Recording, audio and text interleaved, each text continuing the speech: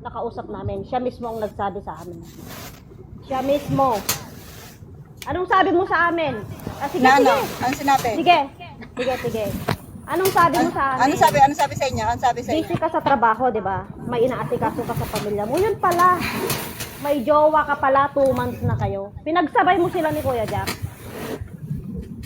Ate Nor, inikot-ikot mo kami. Ako, si Mami, si Ever, si Kuya Jack. 4 kami. Pati yung jowa mo Hindi ko kayo ngayon, 5 kami. inikot-ikot. Hindi ko kayo 5. inikot-ikot. Ate, 5 kami Hindi ko kayo niloko mo. inikot-ikot. 5 tao ang niloko mo. Hindi ko kayo niloko. Bakit niloloko mo kayo? Ate, wait lang. Binigay namin sa'yo ang tiwala namin sa'yo. Pero anong ginawa mo, ate? Sinira mo ng sagad yung tiwala namin sa'yo. Wow. Yung jowa mo na Bravo. ngayon mismo, Thank you, Boss yung Bon. jowa Thank you. mo na ngayon mismo ang Thank you. nagkwento Thank you. sa amin. Kasi ate Nor, yung mga ganyan na problema po, dapat sa, ano na yan, private na yan. At least, naliwanagan po kami.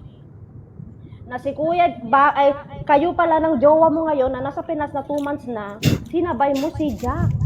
Sabi mo wala kang jowa. Pakinggan mo. Pakinggan mo. Nor. Pakinggan nyo muna. Pakinggan nyo muna ako. Hello, Tol Jules. Ha? Pakinggan nyo muna ako. Saya-saya ng live ko, kumakanta ako eh. Tawa sila. Sorry. Ang ano, ay Diyos ko, hindi na tayo pabata. Makyat kami. Tanda na tayo. Be with you. Sadya, hindi naman tayo pabata. Pero kung nag-ano nun sa akin si Jack, nakinig, antimano, Ate Nor, una pa lang, Ate umpisa pa lang, Nor, pangit na nakikinig yung sa'yo si pinag-uumpisahan na namin. Sino matutuwa?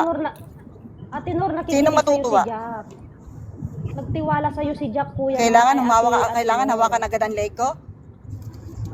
Hindi naman sa ganon. Kasi nagsinungaling ka sa kanya eh. Pinagsabay mo yung 2 tomboy, ate. Pinagsabay mo sila. Yung new mo na ngayon. Wala akong pakinig, kung makinig siya.